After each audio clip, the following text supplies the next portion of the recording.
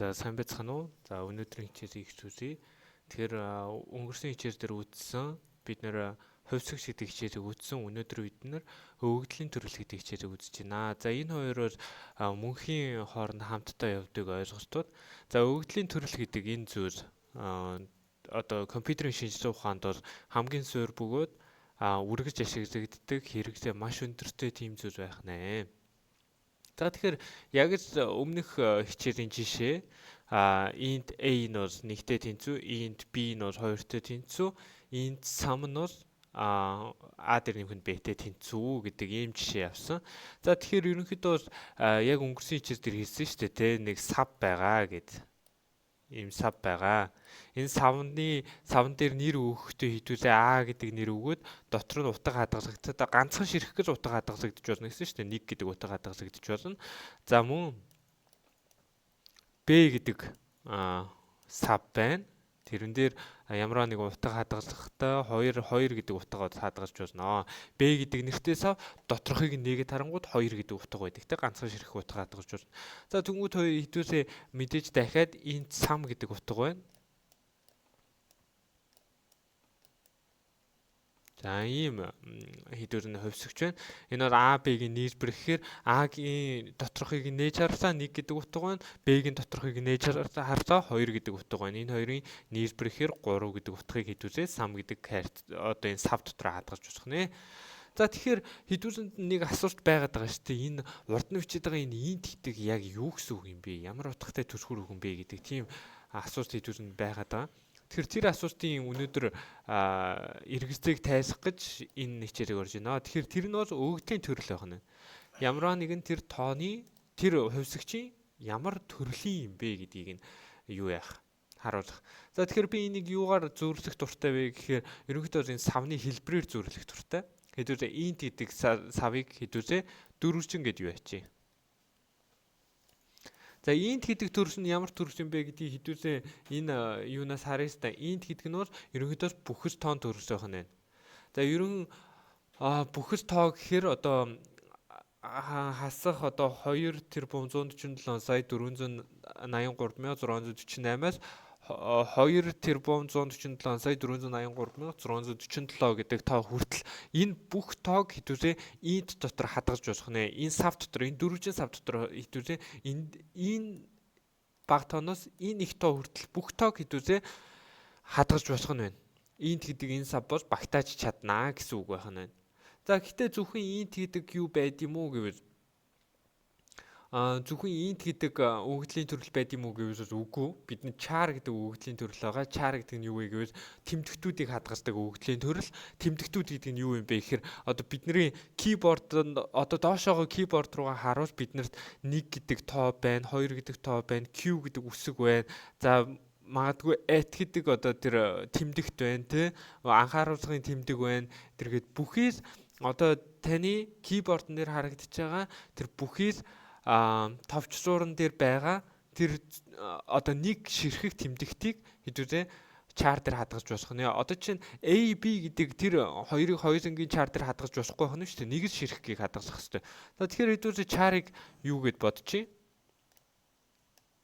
За ийм 5 өнцөгт гэд бодчих тий. Ингээ бодчих. За char дотор бас зөвхөн нэгийг л хадгалж болох нь. За A гэд ганцхан ширхэг тэмдэгтийг л хадгалж болох нь. Тэгээ int дээр ч гэсэн ялгаагүй ганцхан ширхэг тоог л хадгалж болж байгаа шүү дээ. Бүхэл тоог. Ганцхан ширхэг бүхэл тоог л хадгалж болж байгаа. За тэнгүү дараа чинь бидний байгаа өвөгдлийн төрөл нь юу юм бэ гэвэл booz гэдэг өвөгдлийн төрөл байгаа. За booz бол яг одоохондоо ойлгоход бол жоохон төвөгтэй. Гэхдээ цаашаага бид нэр бодлого бодоод ирэх болгонд хэдүүлсэнд нь илүү ойлгомжтой болоод ирнэ. Booz бол одоохондоо зүгээр true false гэдэг утгыг л авдаг ийм хувьсгч гэдэг хэдүүлээ ойлгочих болох. Ийм өвөгдлийн төрөлгийг л ойлгочих болох. За booz-ийг хэдүүлээ бөөрнхий юугаар тэмдэглэжээ.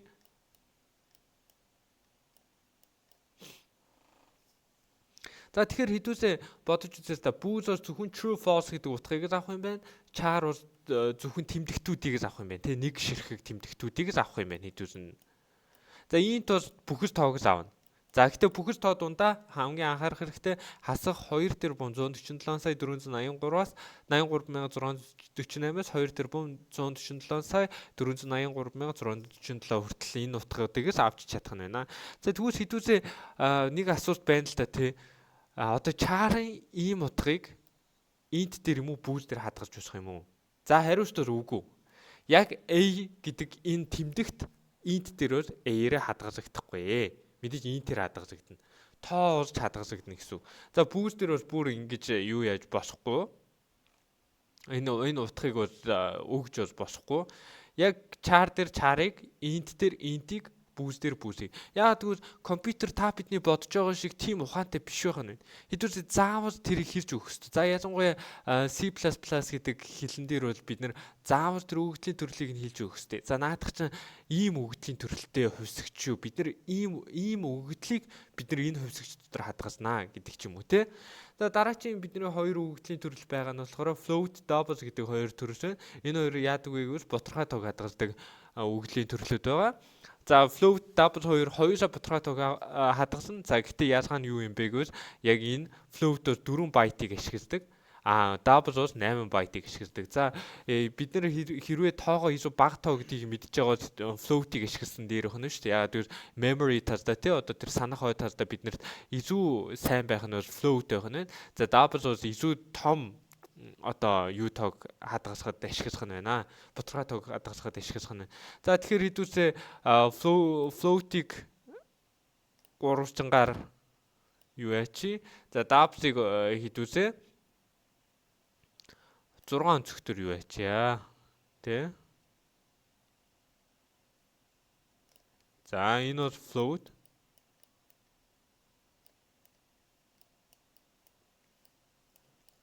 За энэ бол double тий.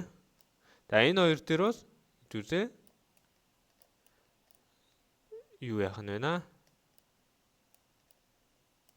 За хэдүүсээ одоохондоо код бичих болоогүй. За энэ бол double тий. За жоохон муухай чирүүлчихсараа.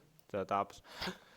За тэгэхээр ерөнхийдөө хэдүүсээ энэ дээр ойлгох хэрэгтэй байх нь байна. За float өөрөө 300 юу юм чинь хэрвээ float-ийг int дээр хадгалах гэдэг бол босхгүй. Float бол яг ботторхой тоогоор int-д хадгалагдахгүй зөвхөн int буюу бүхэл тоогоор int-д хадгалагдах нь байна. Одоо жишээ нь 36.5 гэдэг энэ тоо байлаа гэж бодоход 36.5-ыг int дээр хадгалжуул юу болж хадгалагдах вэ гэвэл 36 болж хадгалагдах нь байна. За тэгэхээр ерөнхийдөө бас бид нэр float дээр float-ийг int дээр int-ийг char дээр char-ыг бүүл дээр бүүлийг хадгалах хэрэгтэй гэж ойлгох нь. За тэгэхээр ерөнхийдөө бид нар энд юу хийгээд байгаа вэ гэхээр int a тэнцүү 1 тийм ээ. Int a тэнцүү 1 гэдэг нь хэдүүлээ одоо бол бүтэн юугаа одоо хувьсгч гэдэг зүйлээ яаж хэдүүлээ зарлах гэдэг тэр бүтэн ойлгохыг авч байна. Int гэж юм тий.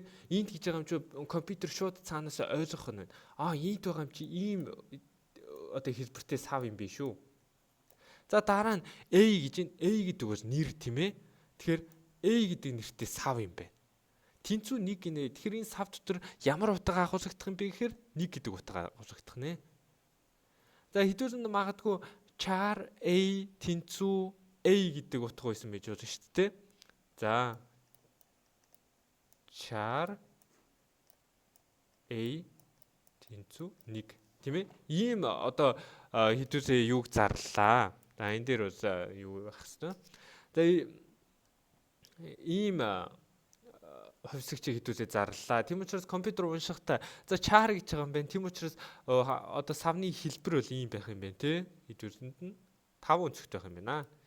За A гэдэг бас нэр нь тий. A гэдэг бас тэр хувьсгчийн нэр. За виджээрээ энэ дээр би 1 гэд буруу юу байсан байна. Уучлаарай. 1 биш. За 1 биш. За хэдүүлээ B гэдэг утгыг хадгалъя тий. За B гэдэг утгыг хадгалахдаа хэдүүлээ ийм марк авах хэрэгтэй, quotation mark авах хэрэгтэй. Одоо тийм. За тэгэхээр A гэдэг нэртэй char гэдэг хувьсгчдэр хэдүүлээ B гэдэг утгыг хадгалж байна, тийм ээ. Тэгэхээр дараа нь дахиад хэдүүлээ A гэдэг char-ыг ашиглахад хэдүүлээ A гэдэг нэртэй тэр цавыг нэгээд харахад B гэдэг утга байх нь шүү дээ. За ерөнхийдөө өгөгдлийн төрөл гэдэг бол ийм зүйл. Тэгэхээр бид нар өнөөдөр ямар утга учираар бид нар тэр int b гэдэг одоо тэр хувьсгчийнхаа өмнө яагаад бид нар int гэдэг тэр түлхүүр үгийг аваад ирсэн. Яагаад int sum гэдээсэн гэдгийг ойлголоо. Хамгийн анх хувьсгчийг зарлахдаа бид нар заавал өгөгдлийн төрөлтэй хамт зарлах хэрэгтэй байна. За тэгэхээр өнөөдрийн хичээл таалагдсан бол лайк болон subscribe дараарай. Дараагийн хичээлээр уулзлаа. Түр баяртай.